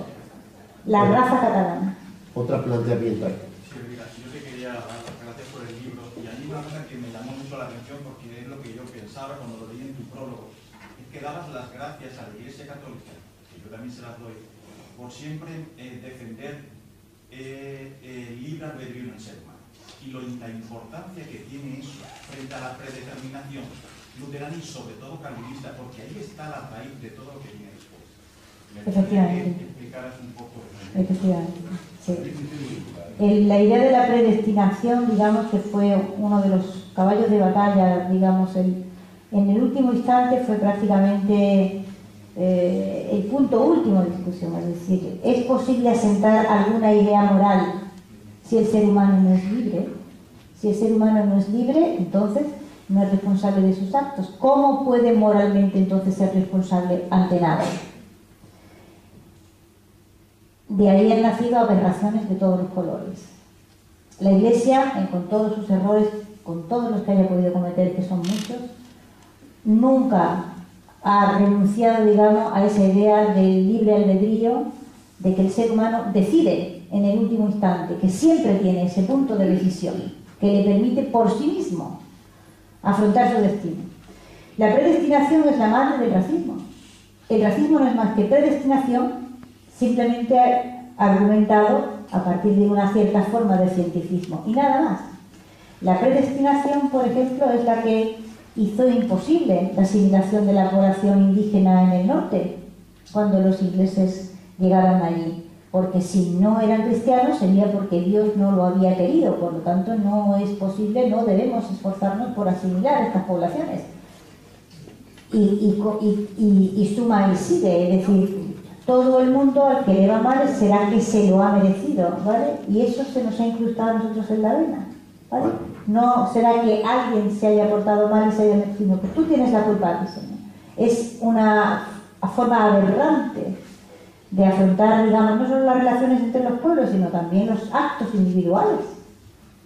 Chesterton se hizo católico por el día que se sentó a pensar con profundidad qué quería decir eso de que estaba predestinado a la salvación o a la condenación, y se dio cuenta de que todo planteamiento posterior tenía que ser necesariamente inmoral. Señora. Bueno, hágase cuenta que está delante de una alumna de segundo de bachillerato. Porque es que no sé si lo he entendido, debo de haberlo entendido mal, pero no me cabe en la cabeza como en un mundo actual, si dicen, yo le presto a usted 5, pero le pido 5 de interés normal, pero a usted le pido más porque no me fío de usted. ¿Es eso más o menos la tesis? Eso es así. ¿Lo he entendido bien? Lo entendió usted perfectamente. Si yo le presto 5 y usted me tiene que devolver 8, no 6 como los demás porque no me fío de usted, ¿cómo puede una circunstancia histórica influir en un mundo en el que tanto los economistas de la nación, dicha Grecia, España, como los demás, saben perfectamente lo que puede devolver ese país? A otra cosa es que, por ejemplo, un país, otra cosa es que no te pueda devolverlo, como a España, porque le han quitado el aceite, porque le han quitado la naranja, y porque la uva, en vez de la moscatel, que aquí ya no se planta, que nadie se preocupa, van a subir de Sudáfrica. Eso sí lo puedo entender, pero creo que los economistas actuales son lo suficientemente, creo, controladores y están intercomunicados lo suficiente como para que sepan lo que usted me puede devolver o no me puede devolver. No fiarse de una circunstancia histórica. No sabe. Es que no me puede caber. De hecho, la crisis nos ha caído encima. Histórica, y no les digo nada si nos remontamos ya a las guerras del pobre Carlos V, ese señor Felipe II, que tenía que ser la nariz de Europa para defender el catolicismo. Ya no hablo de eso, pero no sé si es que lo he entendido mal. No, usted no lo ha entendido mal, pero usted tiene una idea muy elevada de los economistas. Los economistas no el economista como el economista, sino toda la economía nacional. ¿Sabe lo que puede devolver España? La economía es un fenómeno psicológico. ¿Por qué se fían de la economía realmente, de lo que puede devolver realmente y no de una circunstancia histórica? No me cabe la cabeza. Mire, cuando quebraron los islandeses, ¿vale? O sea, aquella mañana tremenda en que sale el ministro y dice que no puede pagar y no paga, se quiebran los 3 bancos más grandes del país y se cierran. Aquella mañana tremenda, resulta que estos de Moody's, que son unos genios, tenían la deuda islandesa con la calificación AAA, la más alta de todas las calificaciones. Y Lehman Brothers quebró con sus acciones calificadas de AAA, también la máxima. Son Los economistas son como los de las varillas, no te digo, tengo ningún respeto por los de las varillas buscando agua, ¿no? Los economistas son, que yo conozco algunos que de verdad encuentran agua. Pero todos, ¿no? todos, o sea, todos los países... La economía es un fenómeno psicológico. Toda la vida económica nuestra se basa en el hecho de la confianza. Tenemos todos una confianza ciega en que mañana por la mañana yo voy a ir a la parada del autobús y va a pasar un autobús. Pero si yo produzco 6 de oliva, 7 de naranja, 3 de aceite, ¿cómo es posible que no lo sepa usted? Si me presta usted 5, saber que le voy a devolver 5 o que le puedo devolver 4. Pero no me cabe en la cabeza porque el pobre Carlos V influye en esta historia. No me cabe en la cabeza. Porque la economía es un fenómeno psicológico y si uno tiene mala fama, resulta que va muy gastado. Usted tiene un vecino arriba que es y cree que es un borracho empedernido. Y tiene abajo un vecino que es un borracho empedernido, pero usted no lo sabe. Si el borracho, que no lo es, usted cree que lo es, viene a su casa a pedirle algo, a usted le molesta mucho más que el de abajo, ¿vale? Que es un borracho empedernido, pero usted no lo sabe. Que todo esto es un fenómeno de confianza, toda la economía es un fenómeno de confianza. Usted quiere entenderlo racionalmente, no se puede. De todas formas, señora, usted cita continuamente a Carlos V y aparte de su calidad urática de Nosticiano, estuvo endeudado hasta aquí y nos metió con los Fugger, y además los banqueros eran alemanes suizos que por ahí de casta de dinero. Es lo que le decía, que se endeudó hasta aquí, que hasta su hijo le regañaba, no te metas en tanto mío, ya lo sé, que se endeudó por defender aquel 14º alcanza contra el liberal. Hay muchos factores. Bueno, pero que si no le cabe en la cabeza, como en un mundo actual, que todo el mundo está al cabo de todo, sabe lo que puede no producir y devolver, no me cabe en la cabeza. Bueno, aquel señor que me lleva... Alce la voz porque está... Y como no veo micrófono de mano en la sala, no veo. Había un micrófono, pero no funcionaba. Se oía muy mal.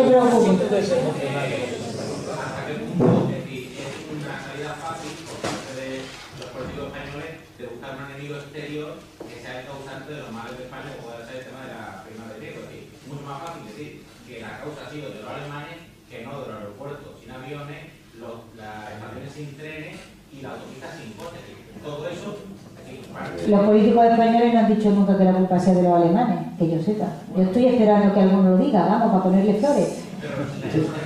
No.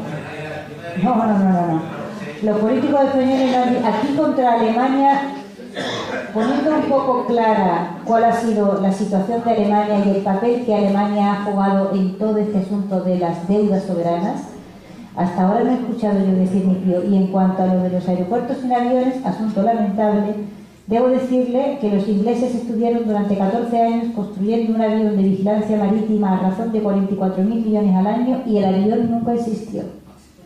Así que en todas partes cuestionabas. Que muchas veces sí, que últimamente ya se está creando el discurso político de buscar el enemigo exterior, con mucho, incluso el populismo tiene eso, y busca el enemigo exterior para no hacer, digamos, arreglar los problemas internos que tenemos. Entonces, no sé si usted es consciente de eso, de que en el mundo actual el populismo va ganando igual que empezó a ganar el fascismo y el comunismo al principio del siglo XX, porque los políticos normales no lo están haciendo bien. Entonces es más fácil buscar el enemigo exterior. Alemania, los judíos, el capital, los inmigrantes. Si desembocamos en el problema del descrédito en que han caído las democracias occidentales, nos salimos con creces del problema que yo, ahí, como quien me va a entender, he intentado estudiar. Es decir, las democracias occidentales se nos están pudriendo todas. Por etapas. O se está creando una leyenda negra sobre la democracia occidental que no se está creando, por ejemplo, sobre China o sobre Rusia, que no tienen tan mala imagen como muchas democracias occidentales actualmente, por ejemplo. Pero ¿usted de qué quiere que hablemos? ¿De Rusia? Yo no puedo hablar de todo eso. No, me refiero, comparando con la actualidad y lo que diríamos la clase de leyendas negras a lo largo de la historia y en la actualidad. Que hay imperios, sin embargo, actualmente que no se están creando esa leyenda negra. Los rusos la tienen desde hace mucho tiempo. Existe la rusofobia y es un fenómeno perfectamente estudiado. Lo que pasa es que en España no ha tenido nunca gran arraigo, pero la rusofobia en Francia o en Gran Bretaña o en Alemania es un fenómeno conocidísimo y estudiadísimo. Y los rusos tienen cuernos, rabo y de todo. Lo que pasa es que en España nosotros no hemos tenido con los rusos ningún enfrentamiento, ni relaciones, digamos, no se participó en la guerra de Crimea del 19, no hemos tenido con ellos. Y cuando los rusos aparecen en la gran escala, que es en la guerra civil, digamos, cuando llegan gran cantidad de rusos y tal, y luego empieza la demonización, pero es una demonización de la Unión Soviética, no es del comunismo, no es la demonización del ruso. La demonización del ruso empezó en el siglo XVIII y luego alcanzó los niveles de histeria colectiva durante la guerra de Crimea. Y ahora hemos vuelto a tener otra vez otro episodio tipo Crimea, por exactamente las mismas razones que el primero, con exactamente los mismos resultados que el primero. En fin. Bueno, pues una última pregunta y ya ninguna más. Ahí. Mira, te sigo por lo que te explicaba esa. Pero hay algo que te voy a... 20 años en un instituto, intentando el cuarto de la ESO que escuche. Por eso digo, esto es una pregunta, porque es que yo lo digo aquí, ya no le cansé a nadie. Es preguntarte cómo es posible que con una labor de investigación tan extraordinaria que tú llevas haciendo desde hace tantísimos años, buscando en el fondo del mar y encontrando cosas que nos pueden poner tan sencillas, tan claras y tan de verdad, ¿cómo es posible que ni un político de este país, de ningún partido, ni un articulista, de ningún artículo o alguno ahí por ahí, por supuesto, ni que otro más, que más gente hay por ahí que no habla en absoluto de esto? Pues explícanos cuál es la causa de que nos tengamos que enterar a través tuya y aquí en la técnica de un montón de cosas que no podemos leer ni en la prensa diaria ni por supuesto en las tertulias de televisión. Yo, perdóneme, pero el ensayo de la profesora Elvira Roca ha sido muy bien recibido, recensionado, o de perfil o en directo por críticos. La prensa ha estado muy receptivo. Quizás es que no sabía de lo que iba esto. Claro. Entonces, ya es hora de aprender. Tampoco nos pongamos, y lleva 7 ediciones, algo que honra el trabajo. Tampoco nos pongamos a hacer leyendas negras de leyendas negras.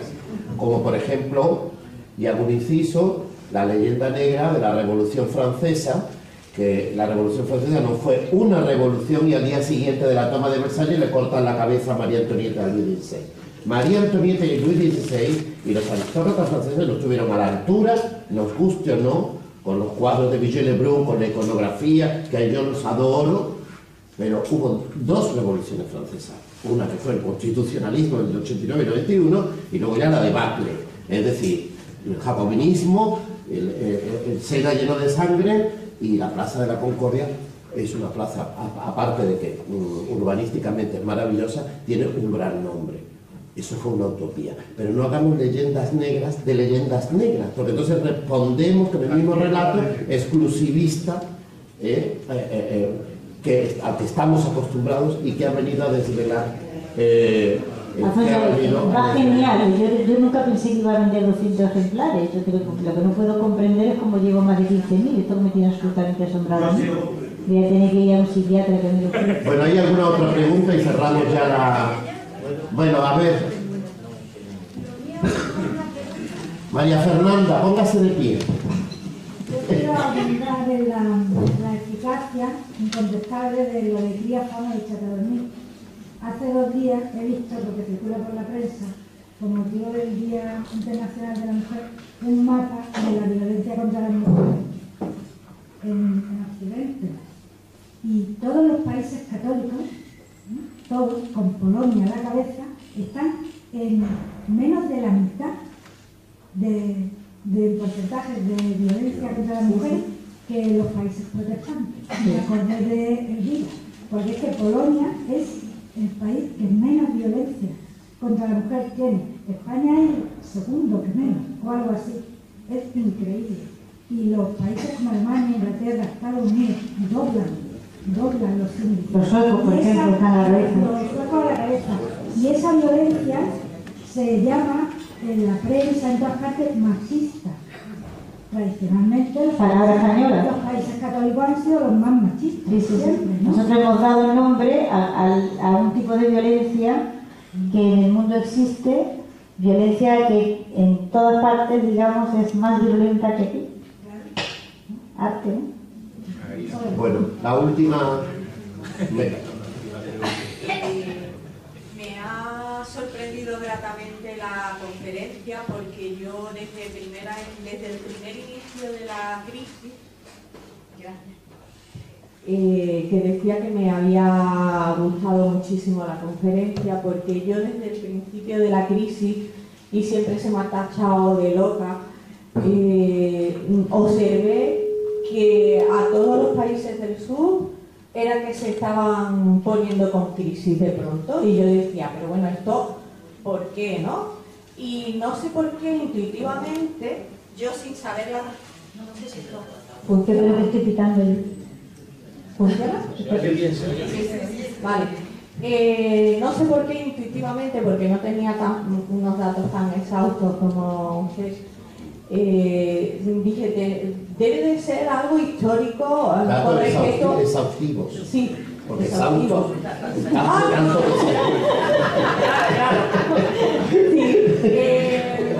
tan exacto, quería decir. No, también en exhaustivo. La mente que nos pega malas pasadas. No pasa nada.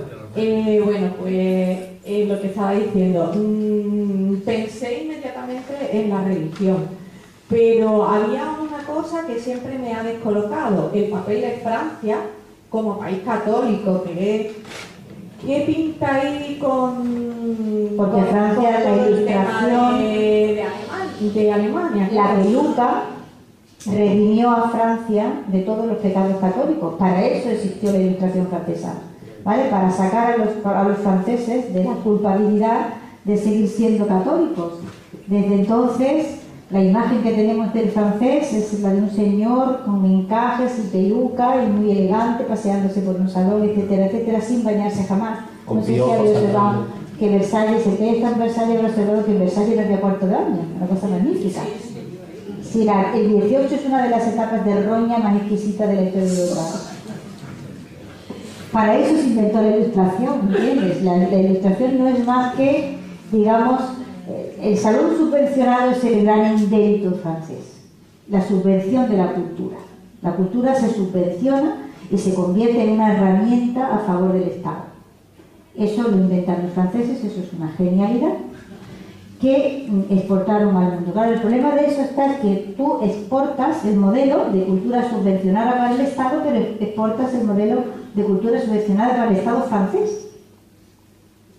Y nosotros nos hemos encontrado con esa anomalía rarísima, que es tener la cultura subvencionada por el Estado, pero repitiendo todos los modelos franceses, siglo tras siglo. Sí, pero también pagan justos por pecadores. Sí, siempre pagan justos por pecadores. Yo no digo que no, pero hablo del pelotón. Eso va para Pérez Danza. Y también hay que ver con la Revolución Francesa, ¿no? El cambio de sociedad. Sí, pero por ejemplo, en el siglo XVIII la Inquisición francesa fue mucho más activa que la española, por ejemplo, como detalle meramente decorativo, ¿no? Sin embargo, no hay un solo trabajo publicado sobre la Inquisición francesa, ¿eh? Yo que me gasté las pestañas buscando información sobre la actividad de la Inquisición francesa y al final recurrí a los grandes estudiosos, los americanos, Edward Peters, el autor de Inquisition y otros trabajos, Dickinson y tal, y ya los busqué, les escribí, les mandé correos electrónicos a ver si es que yo estaba... O sea, llevo un año buscando información sobre la Inquisición francesa y no hay ni un solo trabajo publicado. La Inquisición española, intente usted encuadernar los libros que hay, solo con los títulos de trabajos que se han publicado sobre la Inquisición española, es absolutamente asombroso. Eso lo han hecho genialmente los franceses, eso hay que admirarlo, ¿eh? Chapo. Hay una frase genial de Antonio Escotado de Los enemigos del comercio, en la página 7 u 8 del segundo tomo, que explica, que resume, digamos, la situación económica francesa en el siglo XVIII, catastrófica, y dice, pero desde luego es de admirar cómo han conseguido los franceses viajar en primera con un billete de segunda durante toda la historia. Y eso es arte.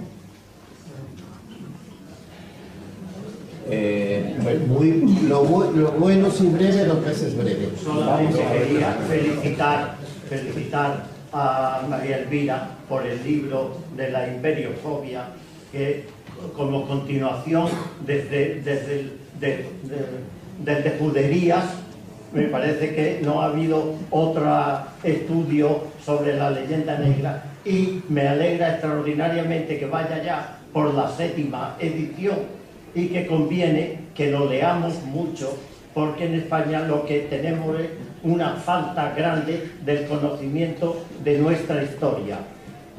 Efectos de la leyenda negra, precisamente. Entonces, felicito y me congratulo de este libro y que se venda mucho y que lo leamos. Muy bien. Gracias. Un momento, por favor.